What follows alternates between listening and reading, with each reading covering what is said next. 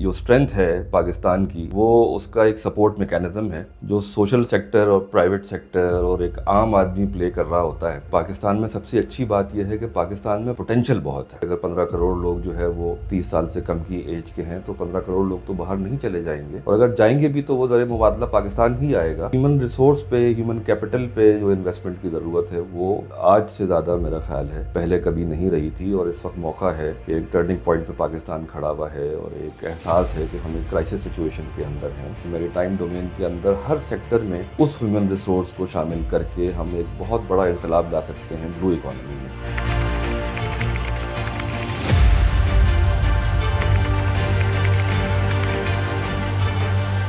What is good about Pakistan? मेरा ख्याल है कि सबसे जो ताकतवर यानी जो स्ट्रेंथ है पाकिस्तान की वो उसका एक सपोर्ट मैकेनिज्म है जो सोशल सेक्टर और प्राइवेट सेक्टर और एक आम आदमी प्ले कर रहा होता है स्टेट फेलियर के नतीजे में। और हम जगह जगह ये देखते हैं कि इवन जो बेसिक कम्युनिटीज़ हैं उसको भी हम पहुंचाने के लिए आम लोगों तक वो सोशल सेक्टर का किरदार बहुत एक्टिव है और होता जा रहा है। और पाकिस्तानी जो अवाम है उनको भी जो है वो ज़्यादा उम्मीद अब यही है कि वो चाहे तालीम हो या सेहत हो या माहौल हो या और जो बुनियादी ज़रूरियात के अवामिल हैं उनके बारे में इसमें यानी एक अफसोसनाक बात यह है कि स्टेट की तरफ अब देखना लोगों ने कम कर दिया है, लेकिन किसी भी मॉडर्न स्टेट के मुकाबले में पाकिस्तान के अंदर जो फिलंथ्रॉपी है वो सबसे ज़्यादा जो है वो स्ट्रॉन्ग पॉइंट है। और अभी हमारे एक फाजिल सीनियर कलीग मिर्ज़ा हामिद हसन साहब ने भी यही बात की थी। तो फिलंथ्रॉपी एक ऐसा एरिया है जिसको हाईलाइट करने की ज़रूरत है दुनिया भर में, और पाकिस्तान की पहचान भी है।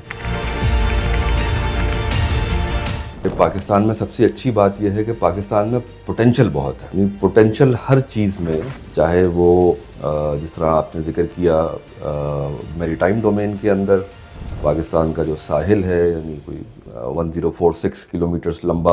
वो उसकी जो स्ट्रेटेजिक लोकेशन है, यहाँ जो कुदरती वसाइल हैं, और जहाँ जो सबसे बढ़ के ये है कि यूथ और ह्यूमन रिसोर्स है जो एक सर्टेन लेवल के ऊपर उसकी कैपेसिटी है, और उस पर अगर मेहनत की जाए और जो इस वक्त दुनिया भर में एज है डिजिटल, जिस तरह इंडस्ट्रियल 4 रेवोल्यूशन जो है वो शेप कर रहा है चीज़ों को, या एनवायरमेंटल एंड सोशल रेगुलेशंस जो हैं वो जिस तरह दुनिया भर में गवर्नेंस को और लेजिस्लेशन को और पॉलिसी को शेप कर रहे हैं, उनसे अगर फ़ायदा उठाया जाए, बेस्ट प्रैक्टिसेस को इख्तियार किया जाए, तो यही जो हमारे यंग लोग हैं जो इस वक्त पूरे मुल्क में, बल्कि इसमें यानी कोई ये नहीं है कि मुल्क के किसी हिस्से में ज़्यादा है किसी हिस्से में कम है, बिल्कुल यकसां तकसीम है। और ज़ाहिर बात अभी ये हो रही थी कि लोग बाहर जाना चाहते हैं, ऐसा नहीं है। और यानी जितने भी अगर 15 करोड़ लोग जो है वो 30 साल से कम की एज के हैं तो 15 करोड़ लोग तो बाहर नहीं चले जाएंगे, और अगर जाएंगे भी तो वो ज़र मुबादला पाकिस्तान ही आएगा। तो ह्यूमन रिसोर्स पे, ह्यूमन कैपिटल पे जो इन्वेस्टमेंट की ज़रूरत है वो आज से ज़्यादा मेरा ख्याल है पहले कभी नहीं रही थी, और इस वक्त मौका है कि एक टर्निंग पॉइंट पे पाकिस्तान खड़ा हुआ है और एक एहसास है कि हम एक क्राइसिस सिचुएशन के अंदर हैं। और इस